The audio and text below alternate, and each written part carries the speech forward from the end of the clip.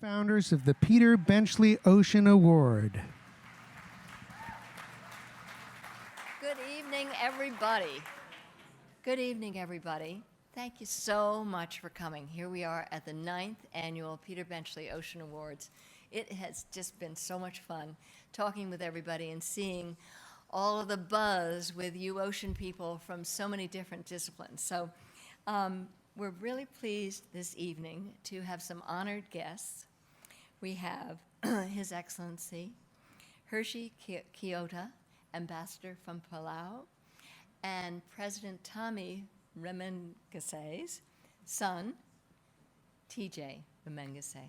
They have come from Palau, and we are really thrilled to have them here. And we also have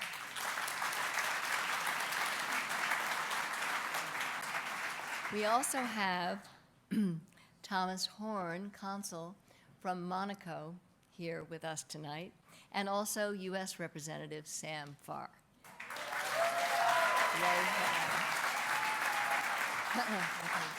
So we hope you've enjoyed rafting up with the sea otters here, the voracious marine weasels and keystone predators of the kelp forest, who of course are also terminally cute and icons of Monterey as a hope spot, as Sylvia Earle would say, a hope spot for the restoration and protection of our living seas.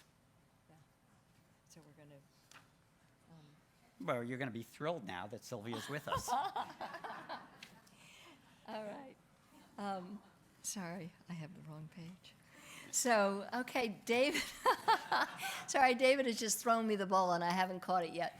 But we are really thrilled that we have Sylvia Earle with us tonight. She cannot stay because she has to go to Southern California in order to swim, of course, with the young people and get them encouraged and interested in the ocean. So Sylvia, would you come up? Sylvia, please come. Huh? Go ahead. Okay. You join us and say a few words.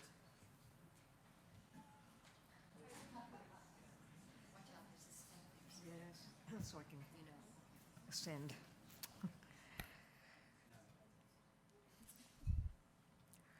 I don't know what the rest of you were doing 9 years ago.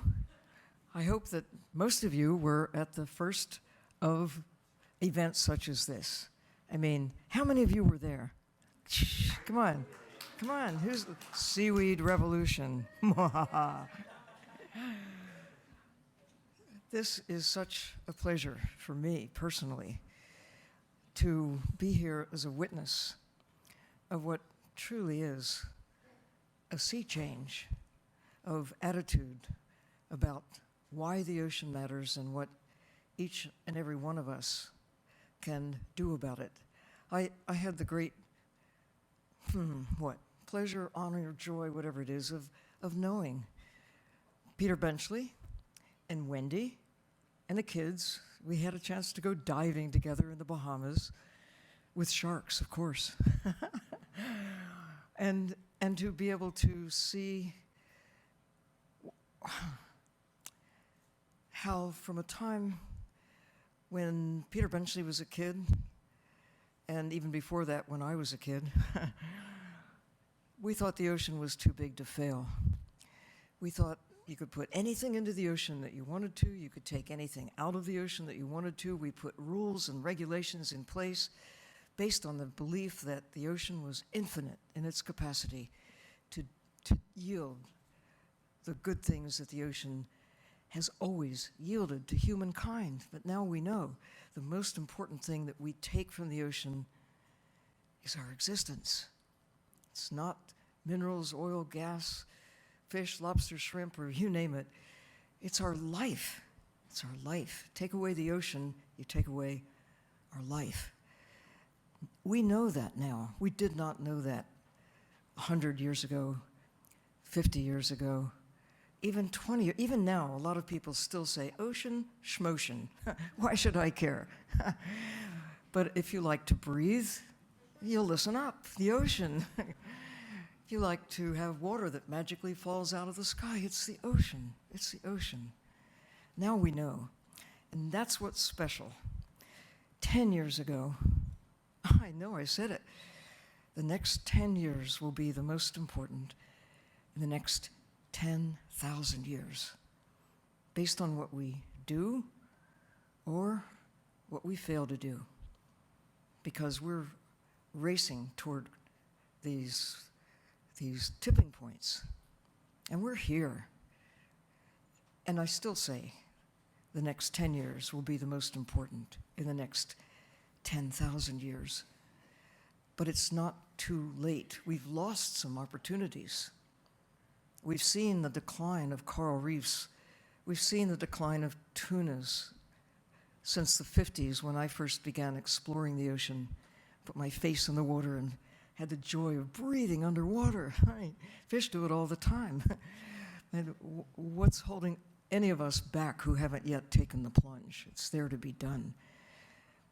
Now we know from the millions of people who have taken the plunge, and even those who haven't, who've listened to the voices of people such as those assembled here, and especially those who are being honored tonight, those who have been honored during 9 years of the Benchley Awards.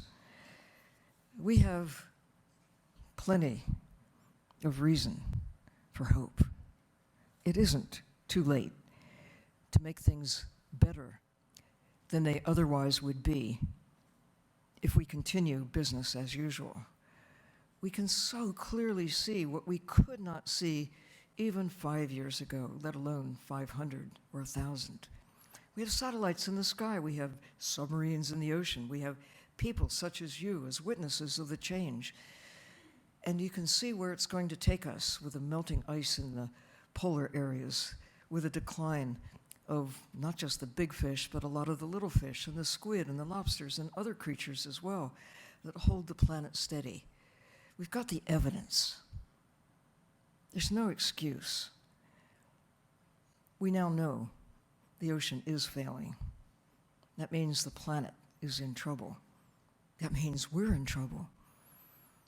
But why are the Benchley Awards? Why is what David Helvarg, what Wendy Benchley, what all of you are doing, why are you here? To celebrate hope. Not just hope, but action. Armed with knowledge, we have the power to go from this era of decline, for which I have been a witness over my lifetime of seeing the losses. But we don't have to let it continue.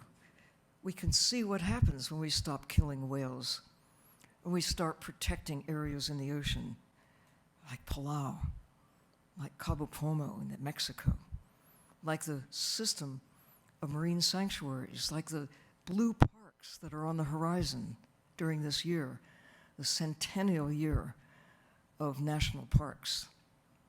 The best idea America ever had, some say, 100 years ago, was establishing this concept of care, mostly for the land.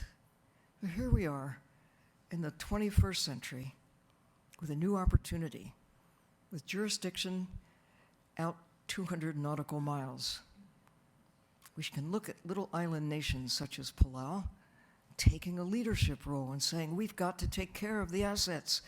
In this country, too, there are opportunities that have already been acted upon and more on the horizon. But to make it happen, it takes the voices of people such as those right here and those that we can touch and amplify all over the country, all over the world, with a meeting, the vision of now is the time, reasons for hope. So I want to salute you, all of you. I really thank you. Tomorrow, how did I get into this? So I said, yes, okay, sure, I'll go to dive off Anacapa with the kids. I mean, they've got something like 6,000 kids from Los Angeles that are going to be participating in the Bio Blitz, celebrating national parks. Woohoo! And when they asked me, would you please come and dive and put one of these crazy helmets on that enables you to speak to, anybody who's listening, and in this case, they're going to be listening on the mall in Washington, D.C. with a big screen like this out there on the mall, showing what it's like in California. 10 o'clock in the morning, our time, and later, I guess it's 1 o'clock our time. I'm supposed to take 2 dives, take the plunge. It's going to be so cold. But it's so important to be able to provide the view, not just for the kids in Los Angeles and the kids in California, kids in this country, but the idea of sharing the view about what's worth saving, the ocean, and in so doing, literally saving ourselves. Thank you. Thank you for allowing me to come and be with you, even for a little bit. Thank you, Sam Farr. Woohoo! Voice for the Ocean. Thank you.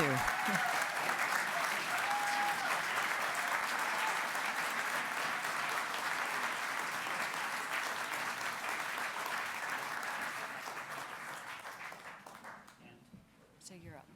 And following up on what Sylvia said, I agree. I wish people in Washington would listen to what's happening in California. Yes. We'd definitely like to also recognize one of our former Benchley winners who's here, a former winner for policy, soon to retire after more than 24 years of service to the people of Monterey in the United States.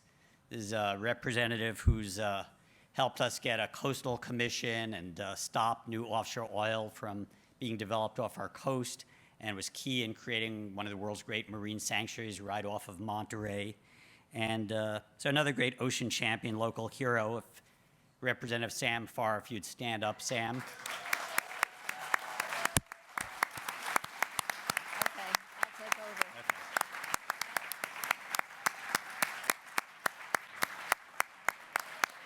Oh, bravo! Bravo! Woo! Bravo, Sam.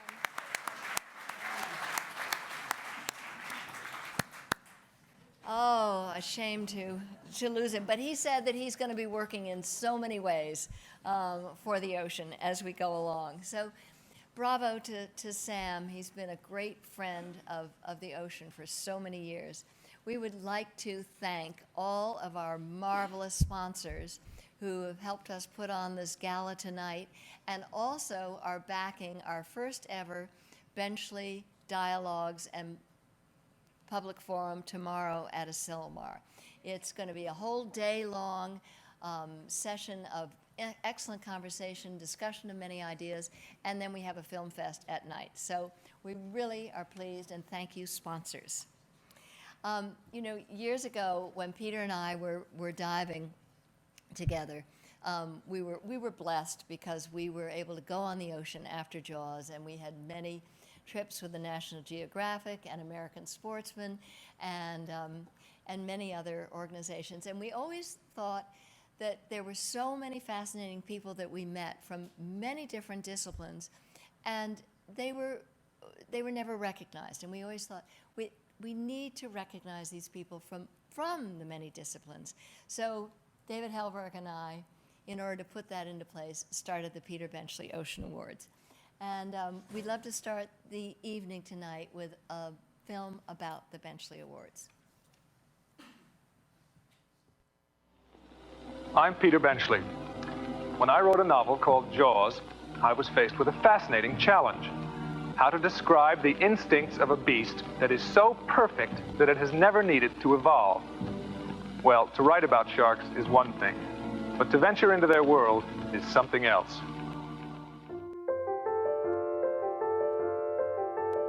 From his early years, Peter's love and understanding of the ocean and its creatures came naturally and were reinforced throughout the rest of his life. He was one of our great ocean people, bringing the ocean to the public in a way that they could access, in a way that they could get engaged with. Since 1960, hundreds of people have reached the summit of Mount Everest. More than a dozen astronauts have touched the surface of the moon, but only 2 men have reached the deepest part of the ocean.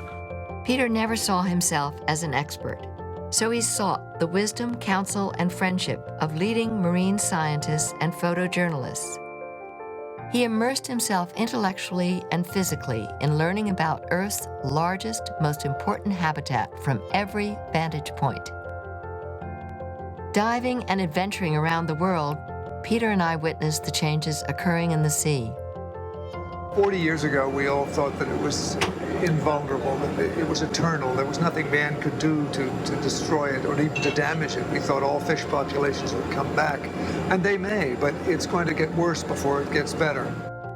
We joined with hundreds of others to work on the issues of overfishing, destruction of habitats, and using the ocean as a dumping ground. We know now that if we don't stop the decline, we may damage our planet irreparably, economically, environmentally, and even existentially. Most important, we must begin to think differently about these wonderful creatures, to see them for what they really are. The Peter Benchley Ocean Awards are designed to carry forward his legacy and to honor outstanding achievement in a wide array of categories. The work you are doing is vital and extraordinary.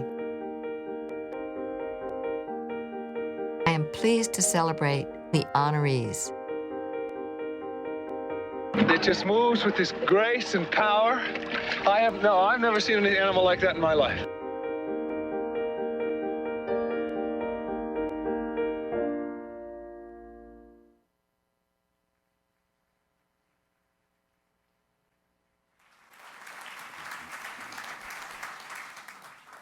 So it's amazing. The last century, late 48 or so, the sardine fishery collapsed here in Monterey, and the city the region went into a long period of economic decline. But at the same time, by the 1980s, this new generation of young scientists, graduate students, who were beginning to look at new ways of relating to the ocean and the bay here. And they worked hard, but they played hard. They used to sneak into this abandoned cannery in the 1980s and have late night parties, including a couple of sisters. And of course, we understand that one of them is with us tonight, Julie Packard. And the aquarium have really been, we couldn't be doing this tonight without their support. It's she and the aquarium have become kind of a pillar of ocean conservation in California and really across our whole blue marble planet. So we'd really like to welcome Julie to come up and say a few words of welcome.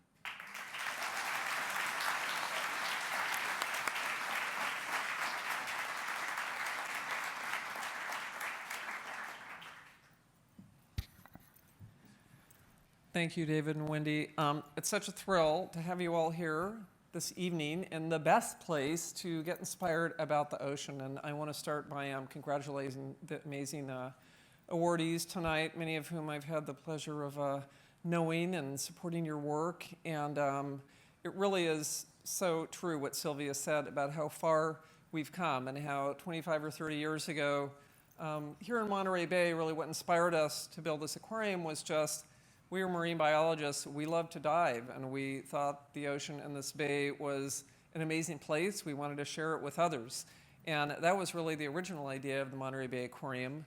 But of course, over these last decades, and we just celebrated our 30th year last year, we've been able to aspire to a much larger vision, one that's more about embracing the entire ocean, not just Monterey Bay, and one that has a very simple mission to inspire conservation of the ocean.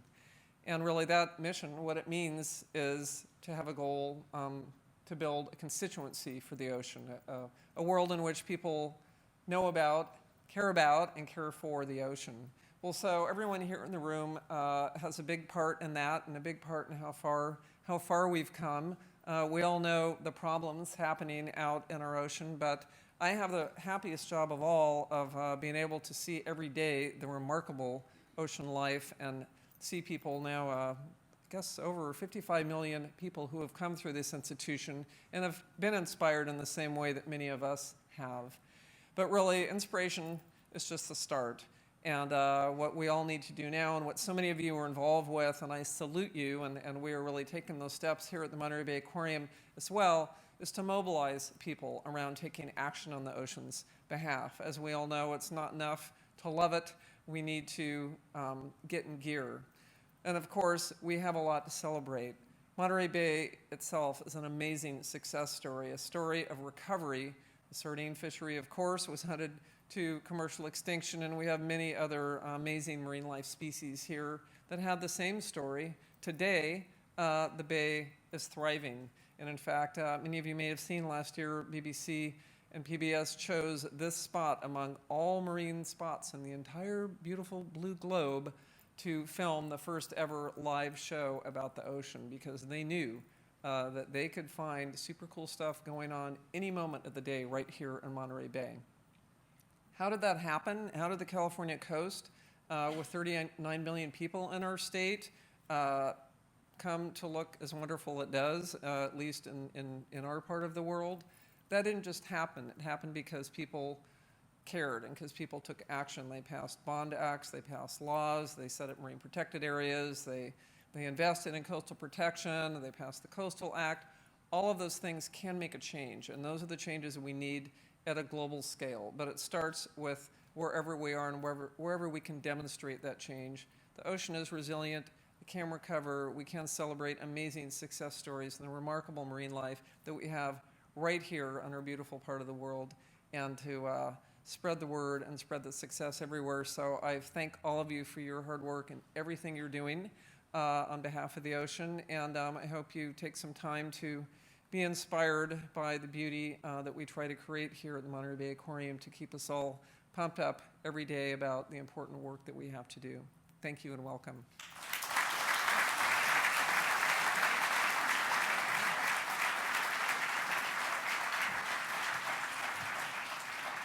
Thank you, Julie. This is just a spectacular place to be for these awards. So we are going to begin the awards ceremony now. This year's winner for excellence in national stewardship is the President of the Republic of Palau, President Tommy Remengesau. Sorry. In October of last year, the President took bold action and signed into law the Palau National Marine Sanctuary Act, covering 193,000 square miles, an area bigger than California. The sanctuary will fully protect 80% of Palau's maritime territory, a higher percentage than in any other country, and it will help protect Palau's waters from illegal fishing.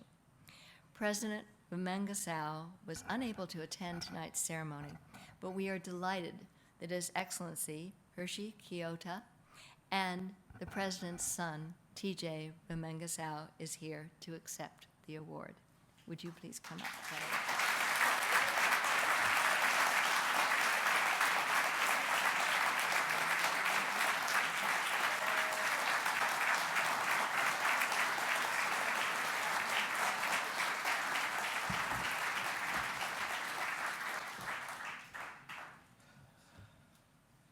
Thanks, Wendy. Good evening, everyone. As Wendy had mentioned earlier, unfortunately, President Tommy Remengesau, my father, could not be here tonight. And it is a great honor for the ambassador, our ambassador to the U.S., His Excellency Hershey Kyoto, and myself to accept this award on behalf of our president as well as the people of Palau. Please allow me to deliver this prepared speech. I'm sure my father, he would have shared the same message if he were here this evening. And so, my friends, the Pacific Ocean is one of the world's greatest treasures. Looking at pictures of the Earth, your eyes have been trained to seek out land.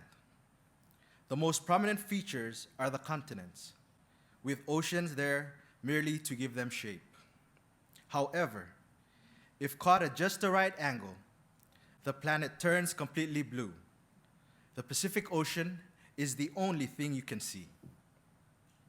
It is enormous and it is beautiful.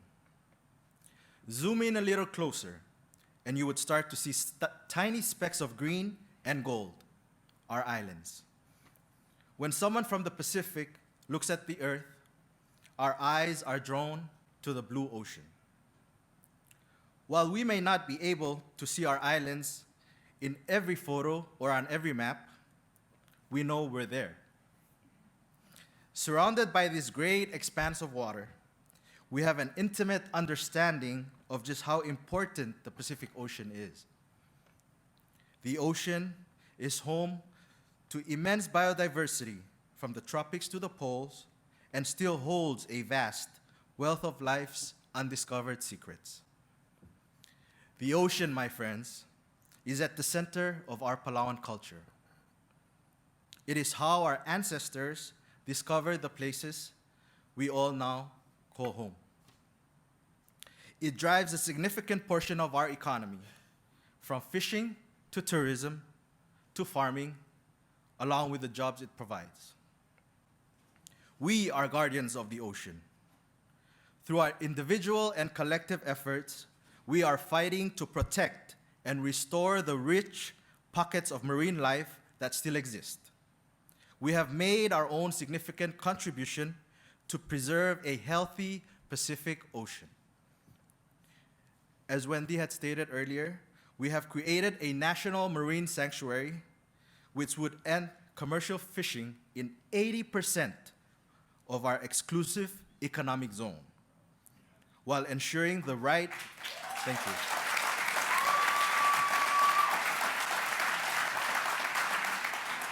While ensuring the right of local communities to sustainably use the ocean for our domestic needs.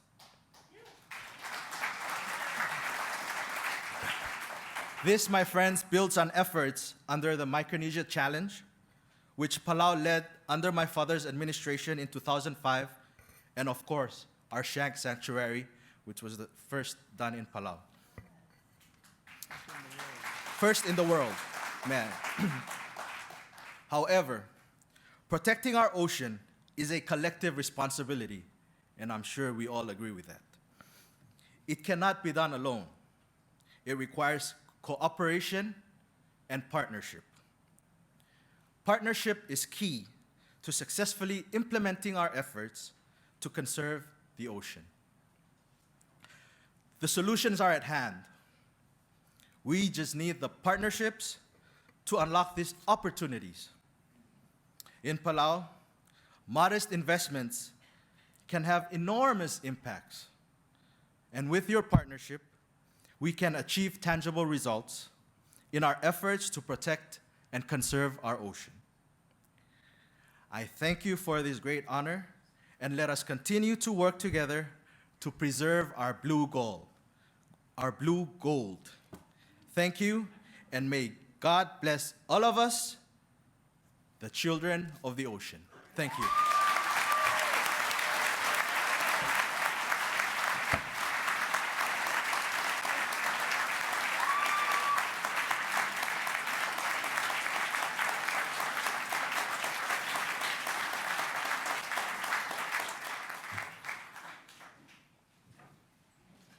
So the Pacific's 1/3 of our planet that comes right into Monterey here. And as Julie said, it's a fairly exceptional part of our planet. Of our 64 global winners of the Benchley Awards to date, 5 of them, including 2 of tonight's winners, come from the Monterey Bay area.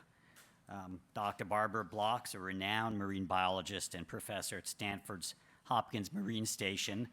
Some of us earlier today got to see her leaping bluefin tunas, kind of the, well, they are the like gladiators of the sea.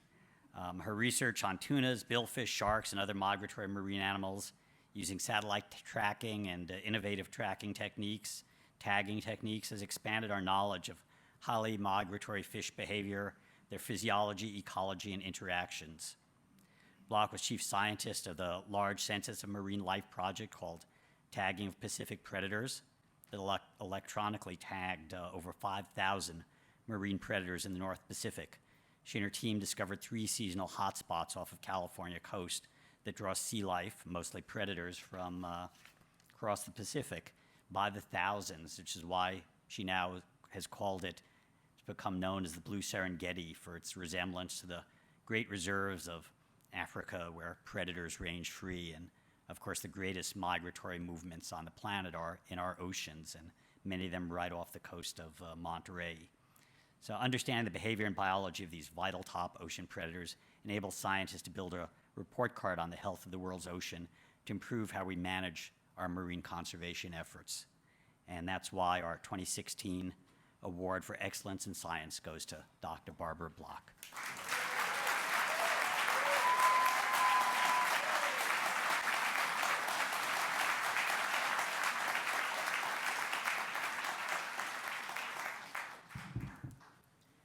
It's an honor to be here in a place I call home, the Monterey Bay Aquarium, with the ambassador, Congressman Farr, ocean luminaries, and then, of course, my colleagues here tonight from Stanford and the Monterey Bay Aquarium, and in particular, the Tuna Research and Conservation Center and Tagga Giant. We have been chasing big fish for a long time, and when Wendy called us, we were out on the ocean actually trying to put some of the first camera tags on large white sharks here, and doing something I know Peter would have loved. We were filming a show for Discovery to tell the story of our science and why it is we think this region should be turned into a World Heritage Site. The region of the California National Marine Sanctuaries, here right off our shores, may be a place where the most incredible migration on the planet is going on, and yet the story's hardly been told.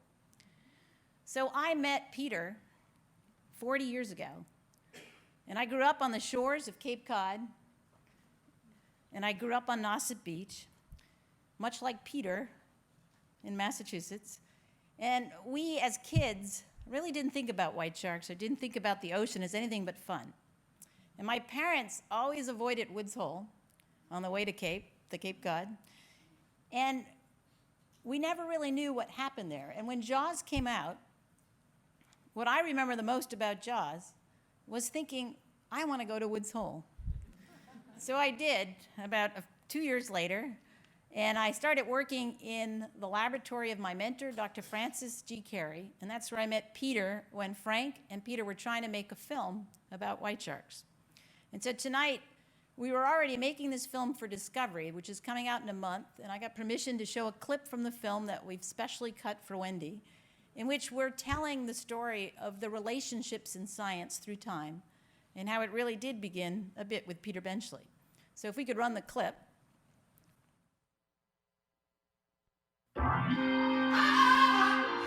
Here we are flying above the Monterey Bay National Marine Sanctuary.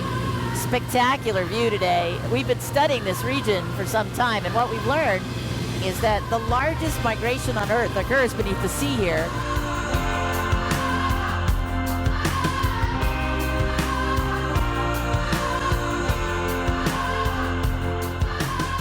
Keeping alive a tradition of tagging that goes back almost 40 years now to when I was a young student working with Dr. Frank Carey of Woods Hole Oceanographic Institution.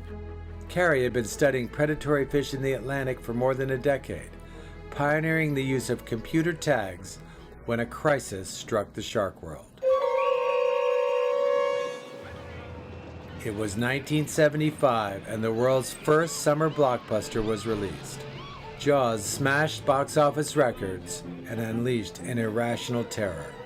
The idea that the only good shark was a dead shark.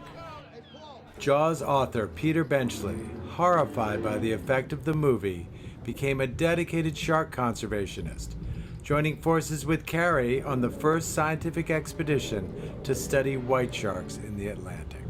This will give us water temperature, the depth of the fish, and his muscle temperature. Carey suspected that part of the white shark's hunting abilities, requiring intense bursts of speed, meant they were warm-bodied. He was the first to take their temperature. Nice place? Nice place. Terrific. Let's see what his temperature is. It's 23.2. The water is 17 degrees, so the fish is 23. That's a 6-degree difference. That's really warm. The expedition made history and included Stan Waterman, who captured the first underwater footage of a white shark in American waters. In a scientific first, Carey was able to track the biological data of a shark as she wandered for 110 miles over 5 days until she dove into the Hudson Canyon off New York. Shark up!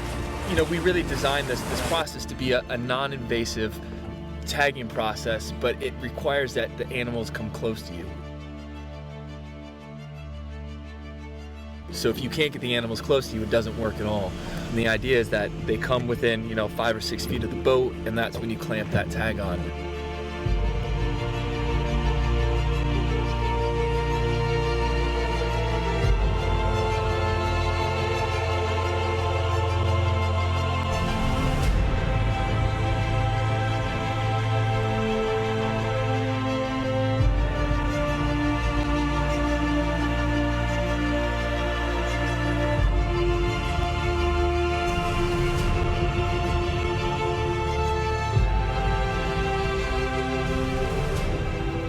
This year, with the elephant seal video tags, the white shark video tags, the humpback whale video tags, how do we really see beneath the sea and capture what's not very transparent?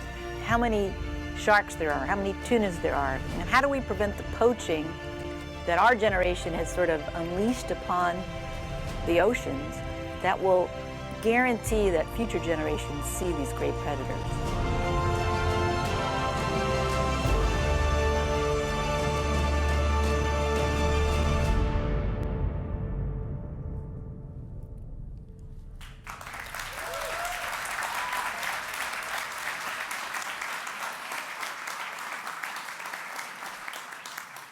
So the type of work that we could do together with partnerships like the Aquarium and Stanford University have created the capacity now to actually view much of what's happening in the ocean from the predator's viewpoint. And when we combine that with the power of things like Google's new Sky Truth and Google's new capacity to see the human predators, we're learning that the picture is grimmer than we think. And so what we need to be doing is a bit what E.O. Wilson has just put out in a new book called Half Earth. We have to take back large parcels of the open sea, and we're proposing with our team and the movie and a bunch of people here in Monterey that we need to be considering in American waters World Heritage Sites, larger parcels that go out past the EEZ, that begin to protect from here to Hawaii and lead as Californians by example in our own nation. And that's the type of work we're trying to do at this time. And I hope that with this award and with the great colleagues that we have here and at Stanford, that we can continue to do this work for a time to come. Thank you very much.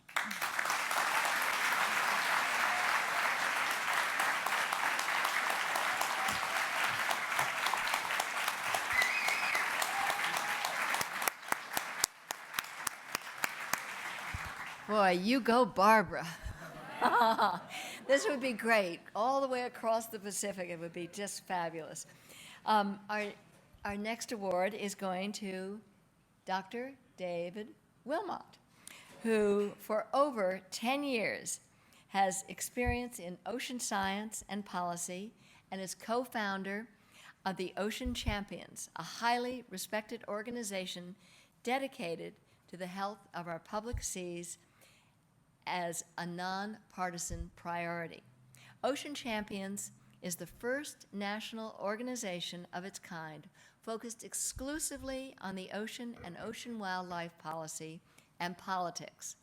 Over the past decade, Ocean Champions has helped elect more than 100 different congressional members, including senior leaders and first-time candidates. In addition to supporting or defeating members and candidates for elective office, Ocean Champions is highly focused on these important issues: ending overfishing, combating harmful algae blooms, stemming the buildup of trash and pollution in our seas, and addressing acidification caused by climate change. They are an absolutely superb group, and we need them desperately in Washington, D.C. So, the 2016 award for policy goes to Dr. David Wilmot and Ocean Champions.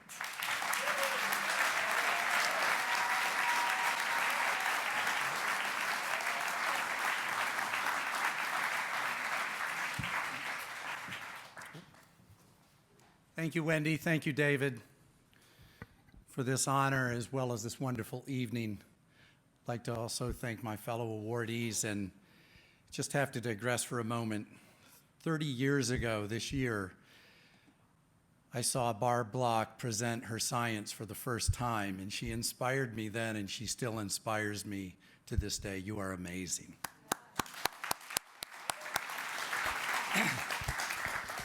Let me take you back, if I may, to election night, November 2014. I was at an election party in Tallahassee, Florida. Gwen Graham, introduced by her father, the former senator and former governor of Florida, Bob Graham, came up on stage to announce that she had just defeated Steve Sutherland.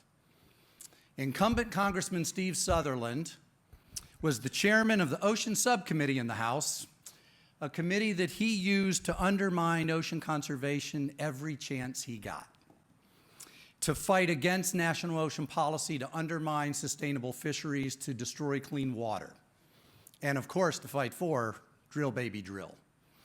He was also given the honor of Ocean Enemy #1 by Ocean Champions. Earning that distinction from us meant that he was front and center. We headed down to Florida, put a team together, and went after him with a multifaceted campaign, a sophisticated campaign to take him out. The night of the election, we talked to Graham's senior political strategist, and he told us, quote, "Ocean Champions targeted the right voters with the right message at the right time to impact this race." He went on to say it's not an overstatement or an exaggeration to say we wouldn't have had this victory without Ocean Champions. I share this story to underscore elections matter.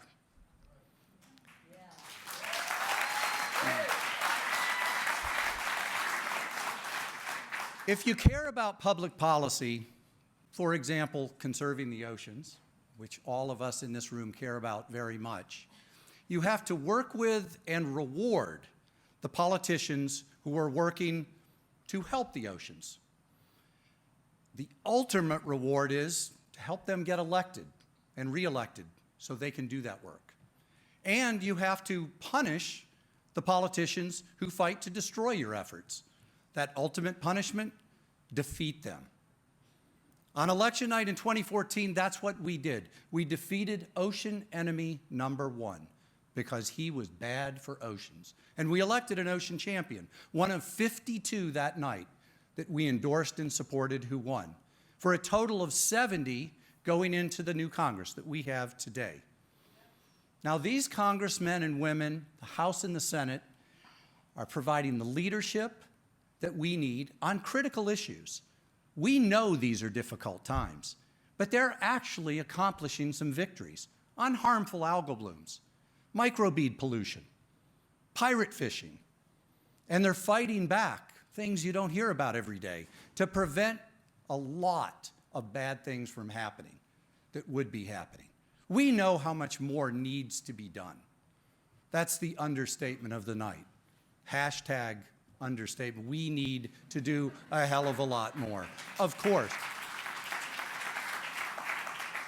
But the political engagement is actually already paying dividends. Now, the wave that crashed in 2014 started much, much earlier.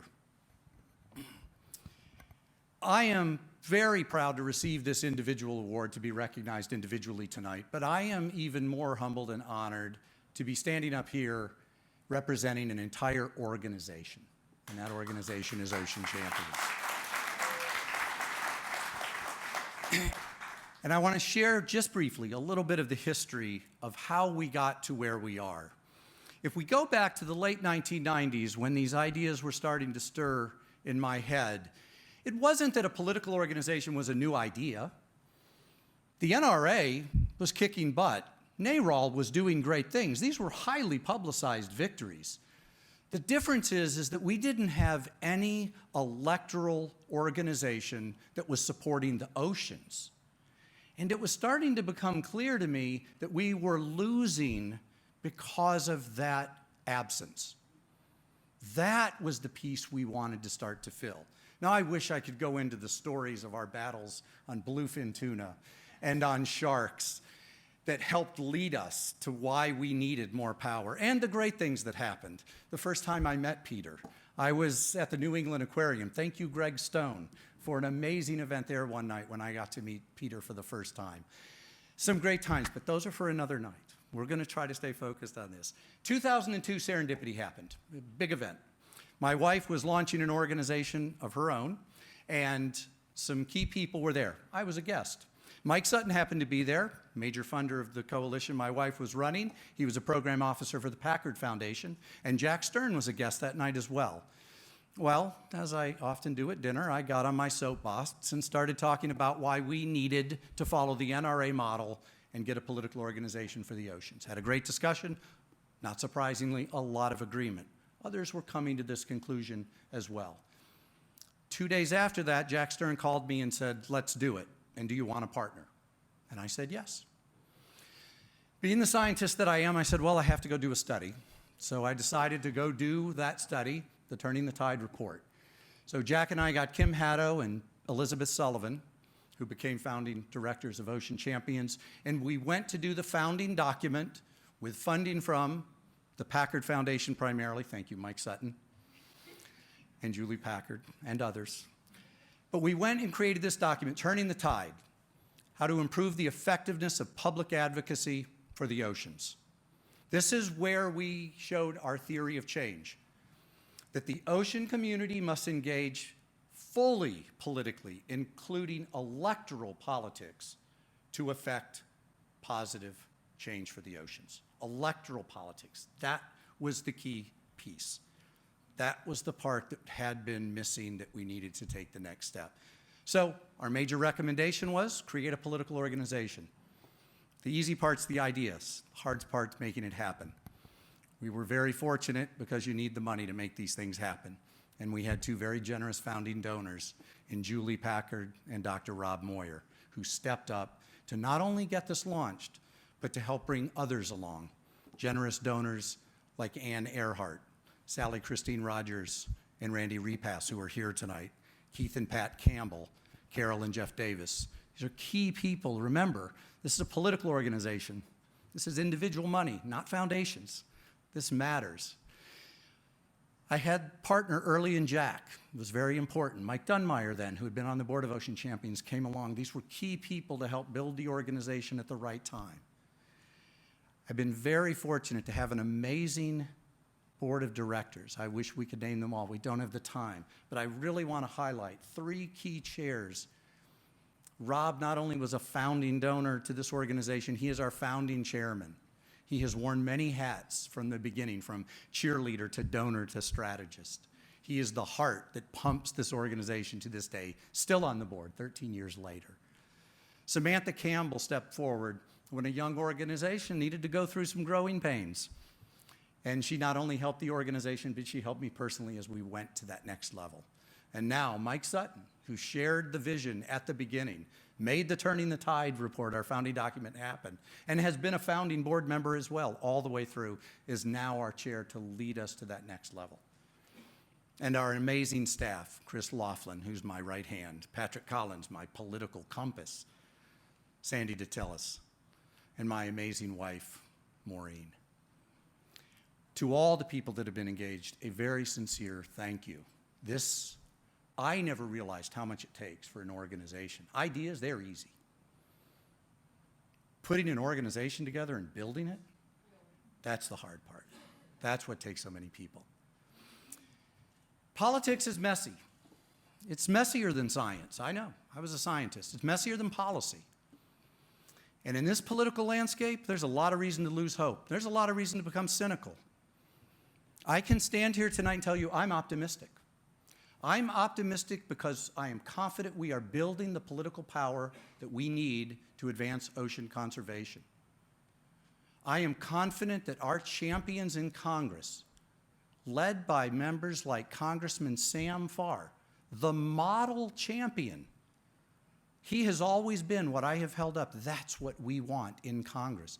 They are getting things done. I have confidence our champions, with more of them, will get it done. I remain confident that we're guided, we're in the right direction, we're going to get this done. Just to circle back in closing, a lot of people called after the Sutherland defeat, a lot of people in the ocean community, and they would begin the conversation with, "We beat him, we did it, we won." And it was music to my ears. We, yes, we, the collective we, not ocean champions, we won. So while what we had always said, that fish can't vote, lamented that fish couldn't vote, they still can't vote, but we can. And so I ask all of you, let's make sure we vote the oceans. Thank you.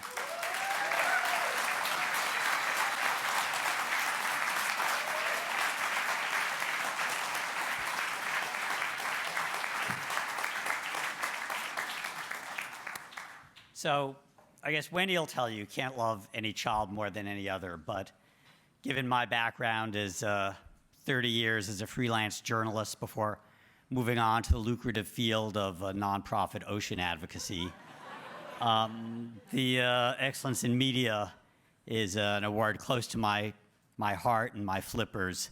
I'm always advocating for the Blue Beat and just recognition that the only resource not fully exploited in the oceans is good investigative storytelling.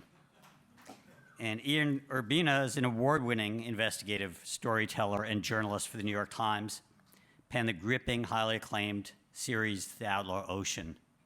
It reveals the shocking, to many readers, lawless state of the world's ocean, including piracy, illegal fishing, environmental damage, use of poorly regulated private security forces, the barbaric use of slave crews on pirate and high seas fishing vessels, even murders at sea that go unpunished. Immediately following the publication of this series, bipartisan group of U.S. senators asked President Obama to include the tracking of labor conditions on fishing boats in the administration's plans for traceability in imported seafood.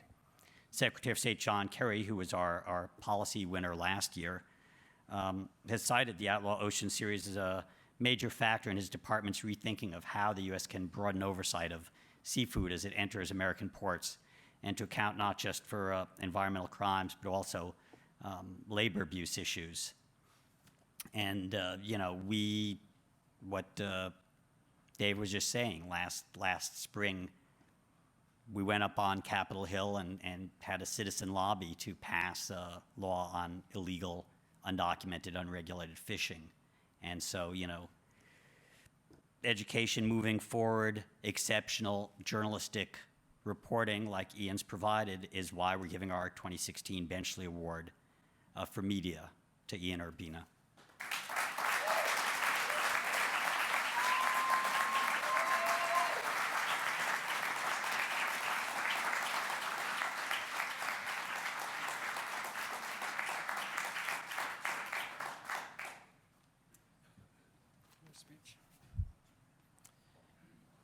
So I don't know of a higher honor than this award for anyone who cares about the oceans. Before 2 years ago, I did no reporting on the oceans and mostly focused on worker safety and environmental stories on land. And I had worked at sea for a while and had sort of fallen in love with the space and the population out there in that capacity, and was looking for an excuse to get back out there. And this series, The Outlaw Ocean, was that excuse. It has been probably the pinnacle of my career in terms of the experience of reporting it, the impact it had,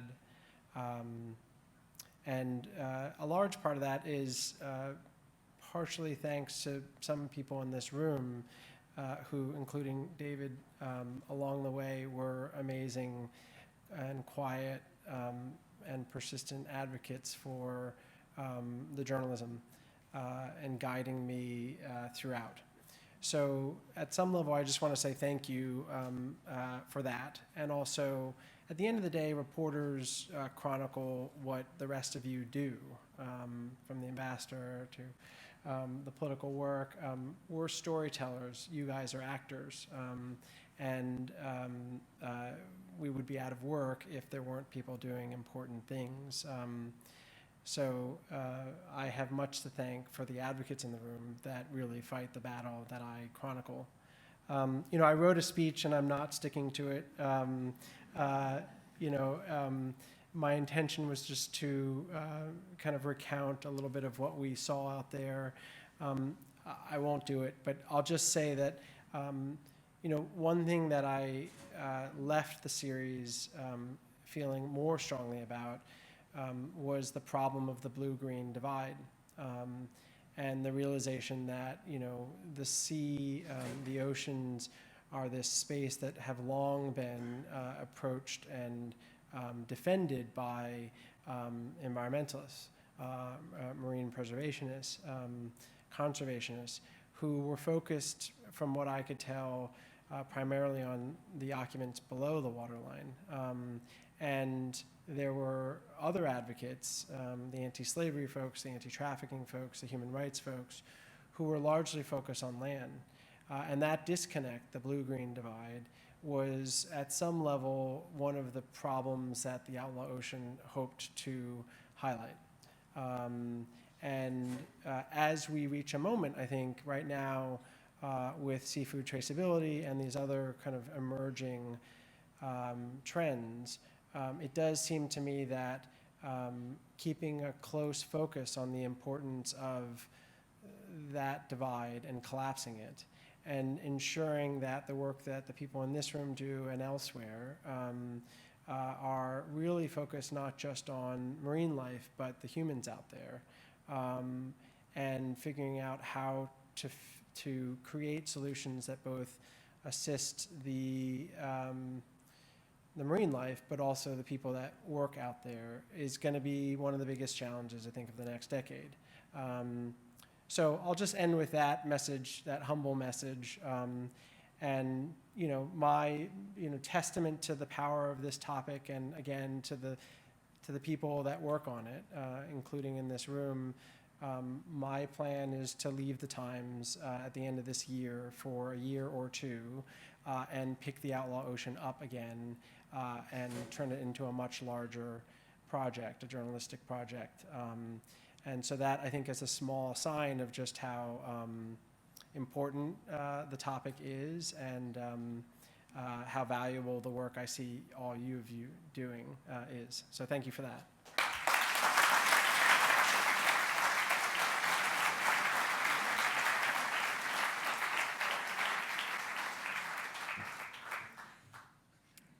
Dr. Chris Costello is a groundbreaking environmental economist and co-founder of the Sustainable Fisheries Group, whose practical purpose is to combine economics and ecology to inform sustainable and prosperous solutions in the oceans. Dr. Costello uses knowledge and insights from unrelated fields, bringing together many disciplines, including statistics, ecology, biogeography, and mathematics, in an innovative way to develop new ways to align protected marine reserves and sustainable local fishing efforts. The Sustainable Fisheries Group is working to implement marine conservation with economic incentives that enhance the health of both the fish and the fishermen. Dr. Costello is going to explain all of these big words to you when he gets up here. So, our 2016 Benchley Award for Solutions is Dr. Chris Costello.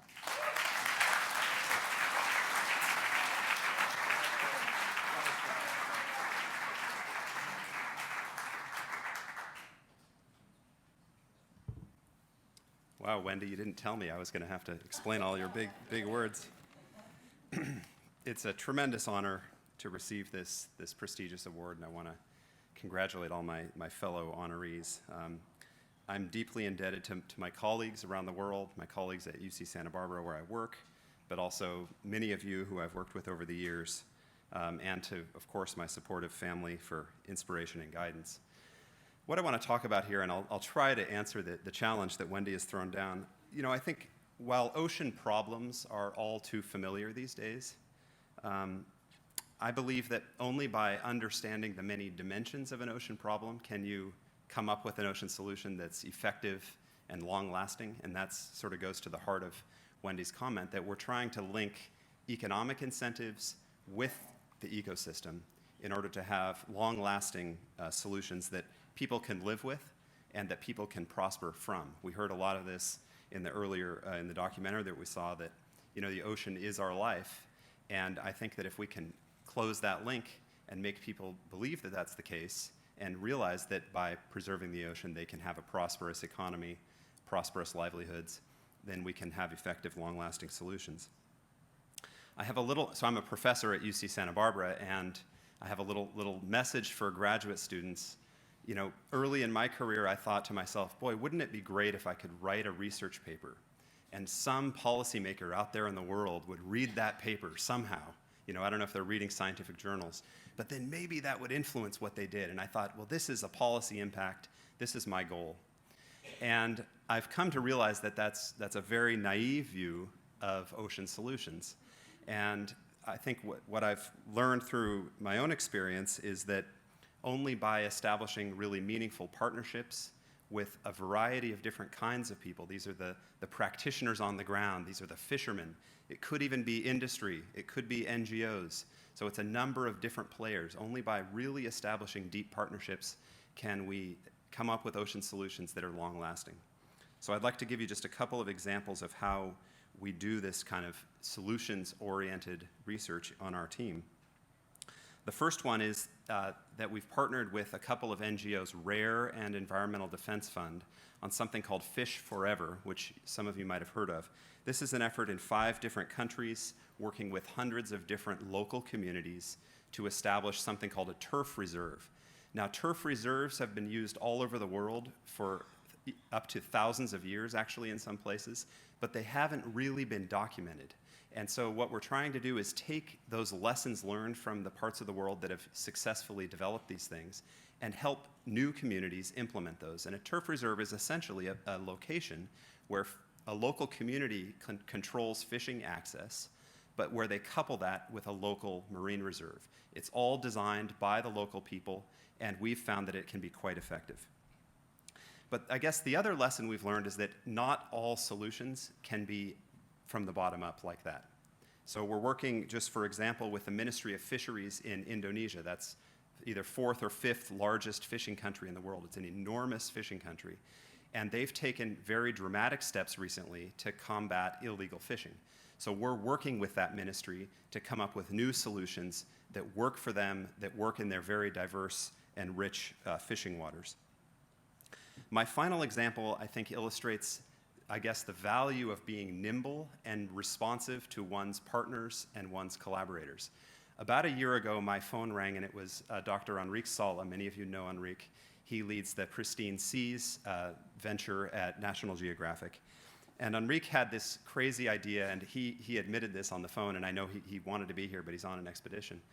Enrique said, listen, 1% of the Galapagos waters are protected from fishing. And I bet people in this room did not know that. 97% of the land on the Galapagos is protected, but 1% of the oceans are protected. It's also one of the most biodiverse, rich shark ecosystems in the world. And not just that, but hundreds of thousands of tourists come and recreate in the marine waters, like to go diving with sharks, and like to be immersed in that marine environment. And Enrique's theory was that would it be possible to create not a little marine reserve, we're not talking 3 or 4% of the waters like we see in most places. He had ambitions for an enormous reserve, and he thought, if we do the analysis right, could we show that the tourism benefits of having such a reserve, if the tourism is done in a sustainable way, could there be a mechanism by which fishermen could actually be compensated in order to not fish in those waters? So it's sort of an economic incentive on both sides. So Enrique engaged our team, and we brought in 5 graduate students. These are master's students at UC Santa Barbara who spent an entire year. They went to Galapagos, they collected a whole new data set on this, they did a bunch of analysis, they presented it to Enrique and his team, and together we went to the government of Ecuador and said, we've done the analysis and here's what we found. We found that if you close 30 to 40% of the waters off Galapagos, you actually could benefit tourism, and there are financing mechanisms available to offset the costs to the fishermen that fish there. And you may have heard this, but 2 months ago, I think actually tomorrow, 2 months ago, the president of Ecuador, President Correa, ratified the largest of those reserves and closed about a third of the waters to fishing.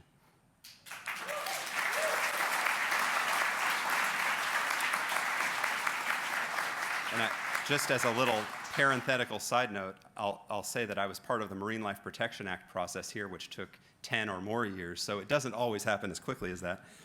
But I guess let me just conclude by, I was reflecting on where do these ocean solutions come from, and I don't really think they come from people like me. I think they come from a community of people that have a common understanding of the problems so they can come up with collective solutions that are long-lasting. So thank you so much. It's a real honor to have this award. Thank you.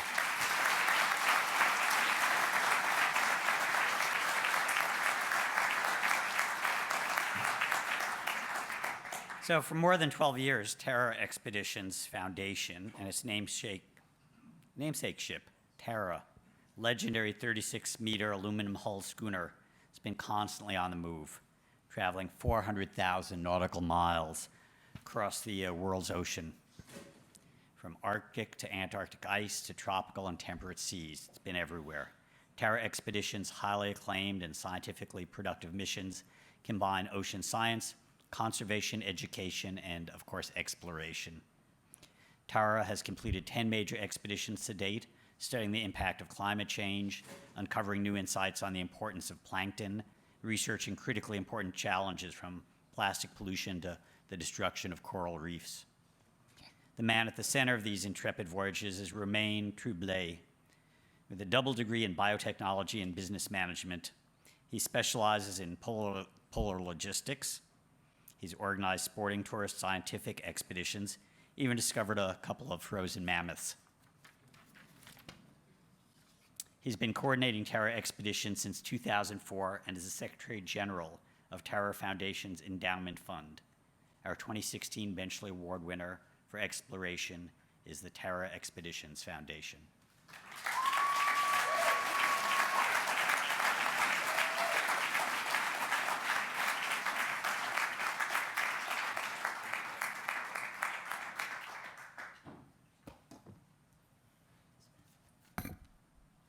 Wow, it's a long way home.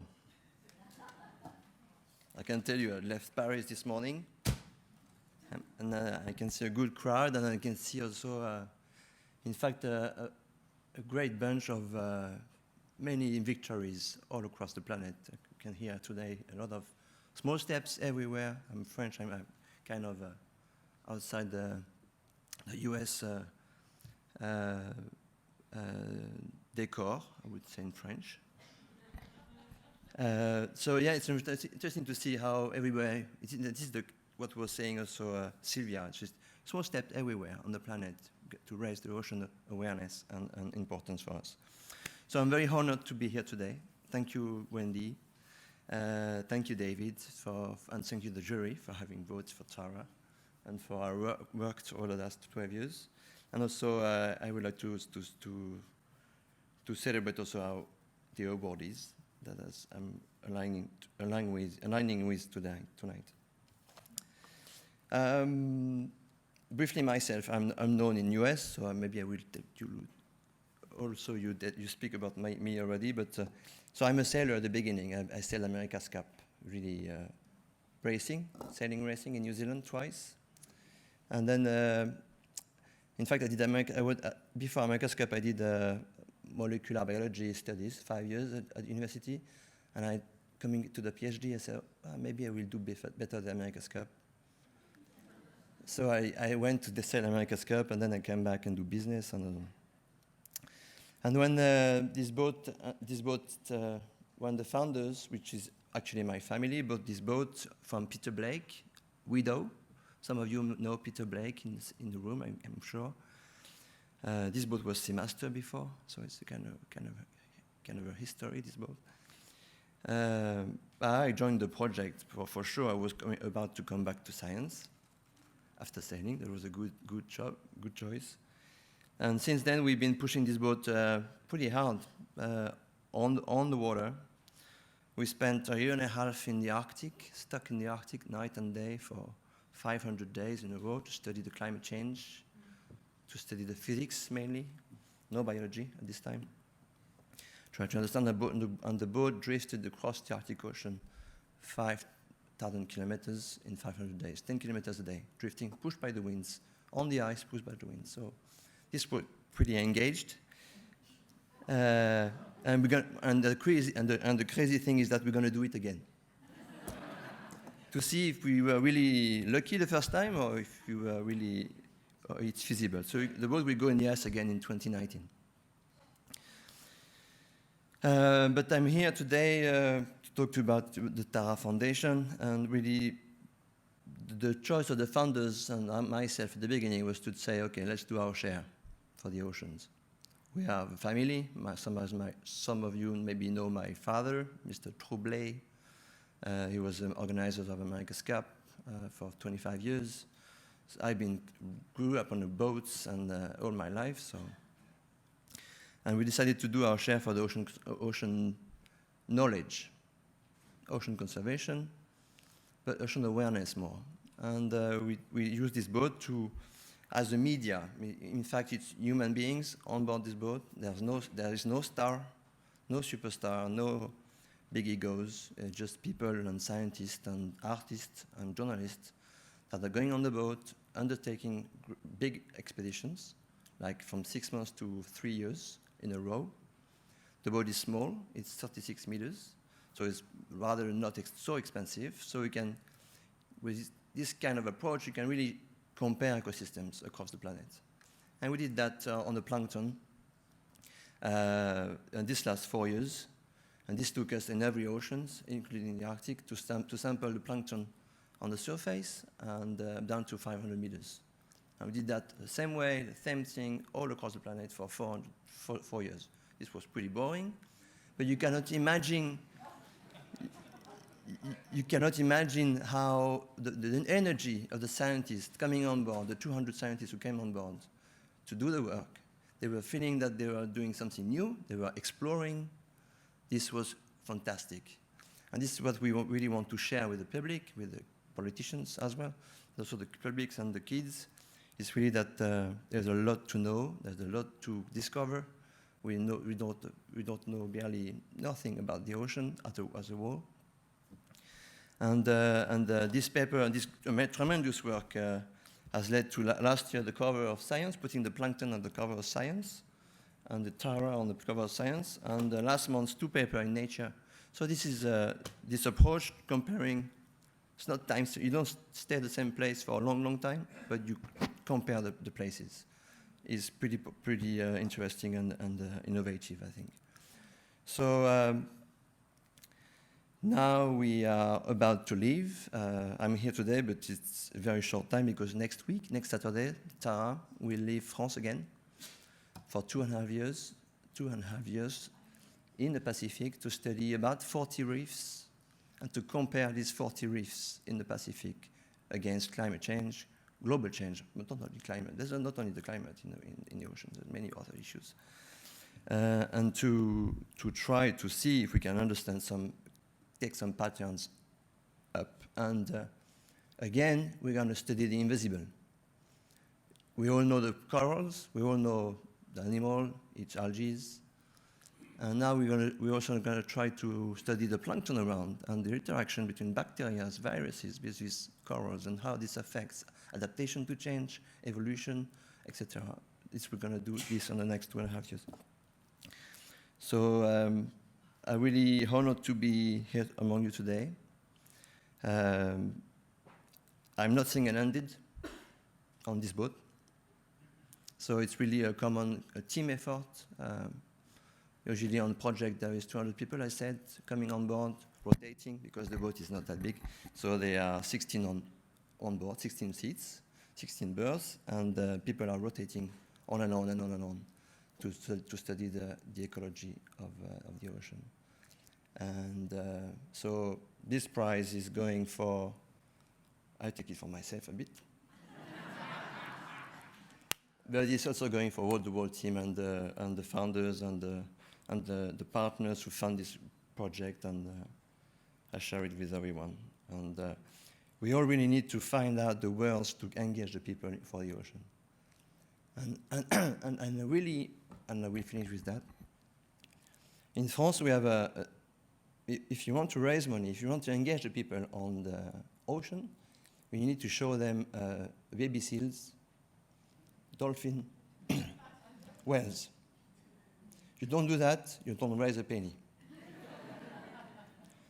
But we really should to work hard to find the words to engage people, saying the ocean is yourself. The ocean is for you. It's for your ecology. It's not ecology. It's ecology. It's for your well-being. When we do that, we're going to win the race. Thank you.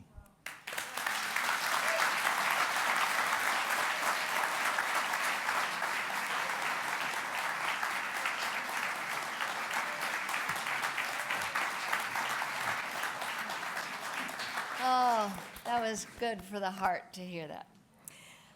Daniela Fernandez was born in Ecuador and raised in Chicago.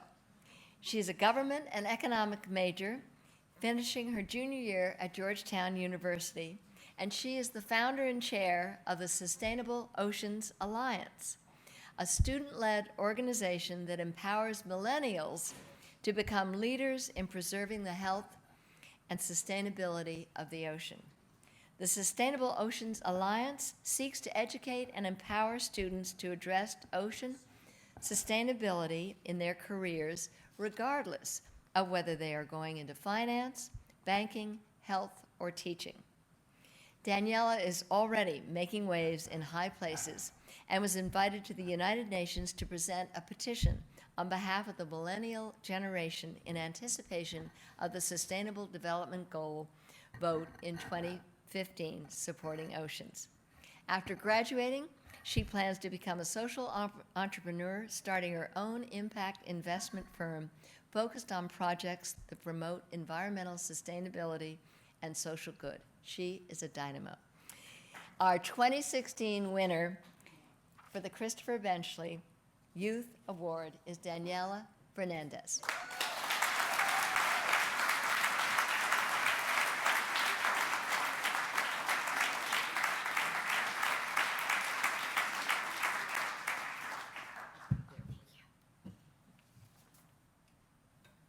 Can you hear me okay?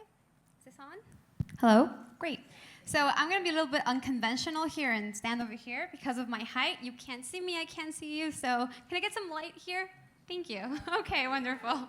Well, just to start off, I'd like to just thank Wendy and David and Greg Stone and the entire community for this incredible honor. I am so happy to be here. And also thank my mom for being my supporter, my cheerleader, and just, going along with any crazy idea I have. So my ocean story is a bit unique. Unique in the sense that I did not grow up in a coastal region, deep diving every single day of my life. Nor did my calling emerge from loving a sea creature. I mean, I do love penguins, but that's another story.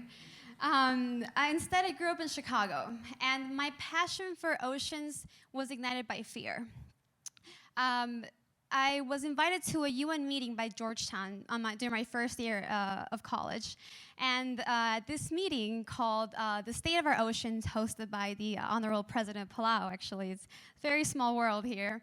I was starstruck. I knew about climate change. Al Gore taught me all about the rising levels of CO2 off the charts, and I was very passionate about changing the climate and making sure we could do something about it. But I had absolutely no idea the effect it was having on our oceans. I was hearing all these scientific predictions. I was hearing the heart-wrenching statistics, and I became afraid.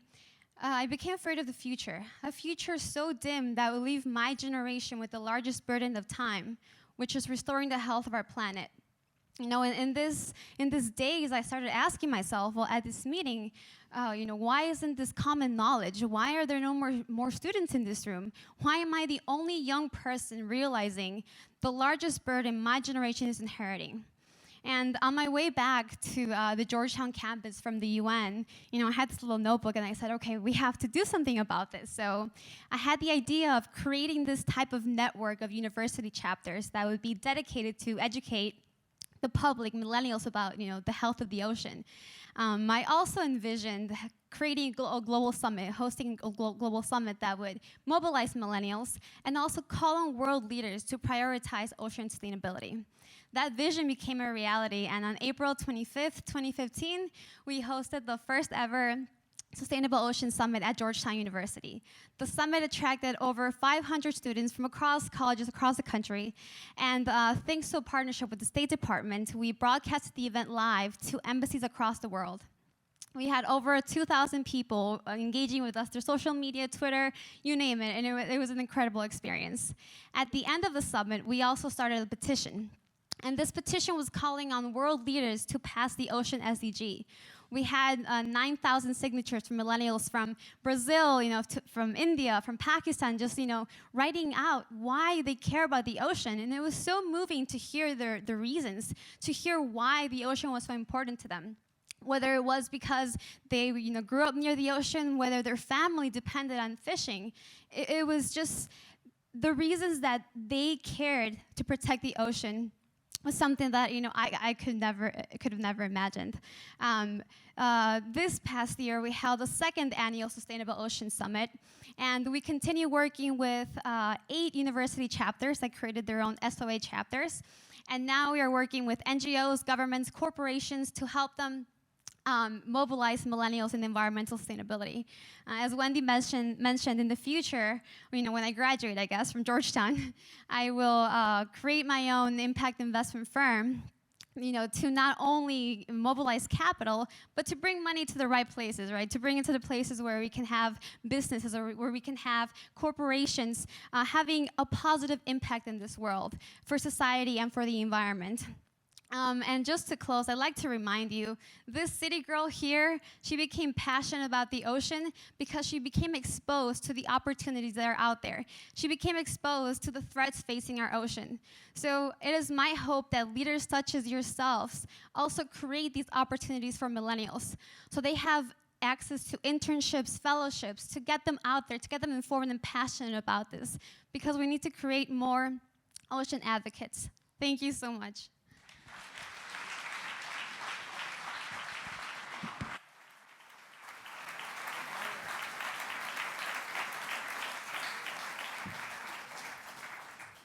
And finally, our Hero of the Seas Award always goes to a citizen activist, ocean advocate making a significant difference. Serge Zdena has spent his entire life focused on protecting both sides of the California and Baja border. He's a mayor of Imperial Beach, California, executive director and co-founder of Wild Coast Costa Salvaje, an international ocean conservation group that's dedicated to protecting some of the most beautiful, biologically significant coastal and marine ecosystems. Over the past 15 years, under Serge's leadership, Wild Coast has become a leading marine conservation authority on Southern California and Baja coastal ecosystems, preserving more than 3 million acres of the peninsula's most beautiful and just wild beaches, islands, lagoons. It's, as I say, a fairly amazing phenomena. Serge is also the author of some outstanding books, including Surfing the Border. And if that isn't enough, he's currently on the front lines of the fight against the Zika virus, leading a campaign to collect and shred 100,000 discarded old tires that flow into southern San Diego County from Mexico through the Tijuana River Basin.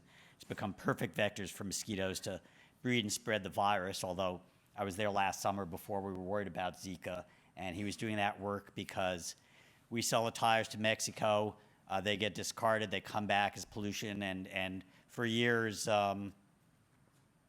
Serge has been working with people on both sides of the border and showing that collaboration and efforts to link the environment, the economy, and equity is the future, and that our border has to be a collaborative and cooperative border, and our relations with Mexico and Latin America, despite what some politicians would suggest, are the only way we're going to save our blue planet. So our 2016 Hero of the Seas Award winner is Mayor Serge Dedina.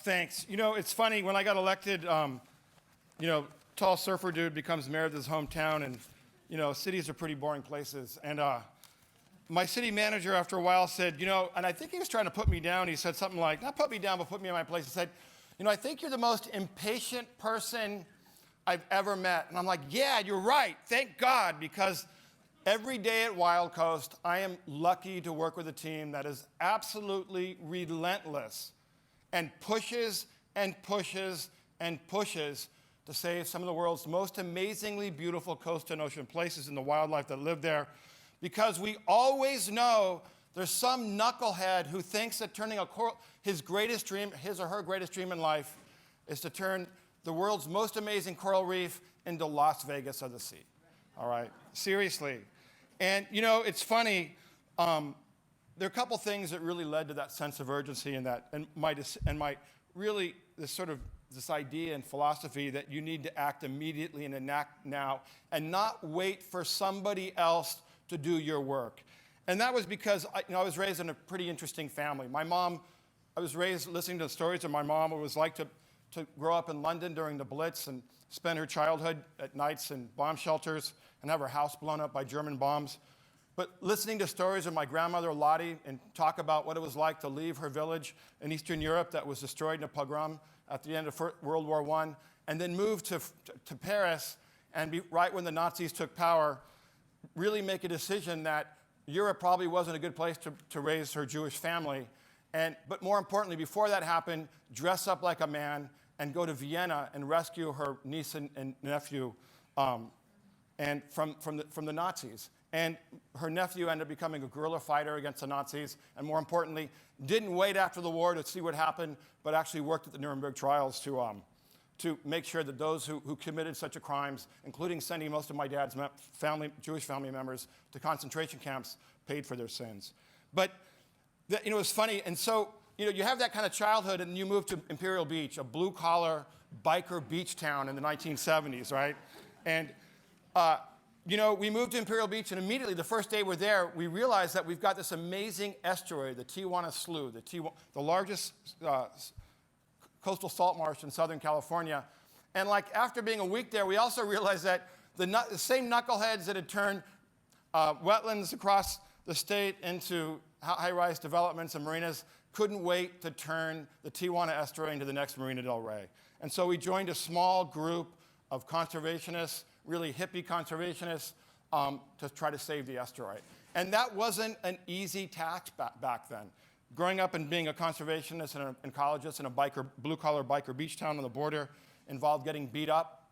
It involved being threatened with arrest after trying to organize a cleanup, and even witnessing a member of the Aryan Brotherhood shoot someone at a cleanup that I organized, at a potluck after a cleanup I organized. So it's a pretty heavy place to be a conservationist as a kid. But the thing is, we won. In 1980, that estuary was turned into a national wildlife refuge.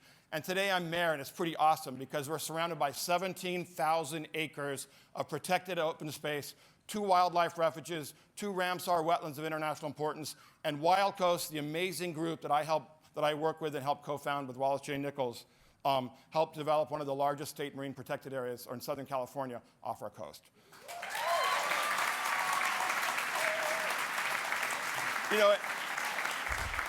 And that effort in Imperial Beach launched my career as a conservationist, and today with my amazing team at Wild Coast, we get to preserve the Tijuana estuary, but also places throughout California, Mexico, and now Cuba. In fact, we have a team of Cuba going to Baja to talk about climate change adaptation. And more importantly, one of our Cuban colleagues called us up recently and said, hey, the cruise ship companies are calling us. So, obviously there's something coming next. But now that I got this award, it probably, in theory, should be a little easier to do the work that I do. But, I'm haunted by the fact that last month I couldn't convince members of a federal agency to open up the mouth of the Tijuana River estuary after all this El Nino surf that we'd had blocked the estuary with sand. And I couldn't convince them to act immediately. They said we have plenty of time, and after a 39 million gallon sewage spill in the Tijuana River, they finally figured it out after algae started blooming throughout the estuary. They opened it up, but it wasn't in time. And I remember the next morning after they opened it up with bulldozers, we went down to the river mouth, and literally I was devastated to see the entire river mouth covered with dead leopard sharks and smoothhound sharks. And if you've been swimming with leopard sharks, you know how awful that is. And my wife and Emily and I lived in Baja for 2 years doing our PhD work, and we actually went out with the shark fishermen. And so, those images of slaughtered sharks destined for the fin trade in Asia just killed me. And I thought, Jesus, you always have to, I should have pushed harder. But, I didn't get into this business to be a pessimist. I know that I tell people, and as a politician, conservation makes things better. We actually makes the world a better place. We actually physically show that the world can be a better place, and you make better places. And I'm going to talk to you about two places where we're doing that, we're showing that. One is a little funky pond, place called Pond 20 at the south edge of the South San Diego Bay Wildlife Refuge. And, I actually got into politics and ran for mayor because I got sick and tired of politicians and people in government telling me it was okay to fill in a wetland. And this Pond 20, 90 acres, a place that a lot of people in the area considered a garbage dump right at the south end of San Diego Bay, was a wetland. Migrating birds go there. The Fish and Wildlife Service said it was a wetland. The Coastal Commission said it was a wetland. And the former mayor of my town said it was a great place to put Walmart and 600,000 cubic yards of dirt. And Wild Coast worked relentlessly to get that designated a conservation area. And after I was elected, the Port of San Diego agreed, along with the City of San Diego and the City of Imperial Beach, thanks to me being mayor, that we would turn that area into a restoration, a mitigation bank for 80 acres, allow 10 acres of sustainable development. But more importantly, the revenues from that mitigation bank, $25 to $35 million, after paying off the cost of restoration, the cost of acquisition, would go back into a community investment fund to help neighborhoods that have 30% poverty rates, to help the trailer park next door, to show that conservation and social justice and social equity can go hand in hand. And yes, poor people do have a right to access the natural environment. Poor people's lives are better when they have access to the natural environment. And you know what? We are all better when we have access to open space. And finally, just a few weeks ago, I was in Cabo Pulmo. That's what Sylvia calls a hope spot. And, it's amazing. 20 years ago, dirt poor fishermen who literally have no running water and no electricity and live off the grid in an amazingly super cool, awesome little village decided to stop fishing and declare this area a national park, along with the help of conservationists and the Mexican government. And our friends at Scripps came back a few years ago and showed that, lo and behold, you stopped fishing and the fish came back. More than 500% increase in fish biomass there. It's now considered, Sylvia calls it a hope spot, one of the world's most successful marine areas. And I was with my wife, Emily, who's here tonight, and we were snorkeling and, swam with thousands of big-eyed jacks, sea turtles, and sea lions. And, I think of the Castro family there that gave up commercial fishing. They took that risk. More importantly, all the conservationists who, when a giant development company in Spain decided to spend 200 million euros to put 400,000 people around that marine reserve, fought back relentlessly. When the Chinese government, the government of China, took over that project and put Vicente Fox, the former president of Mexico, on their payroll as a lobbyist, we didn't blink. We fought even harder, and we won. And Cabo Pulmo's still around, and we're going to continue fighting for places like Cabo Pulmo and all the amazingly awesome places in the ocean, because I swear to God, we're all a lot better when we have access to the coast and ocean every day. So thank you very much.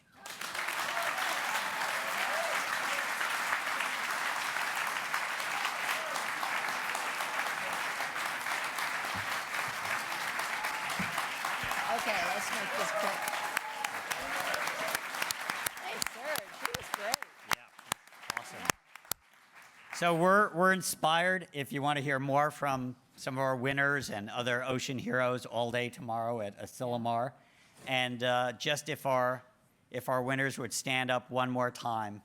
Yeah, bravo to all our winners. Lights up, and there is dessert after this. Woo!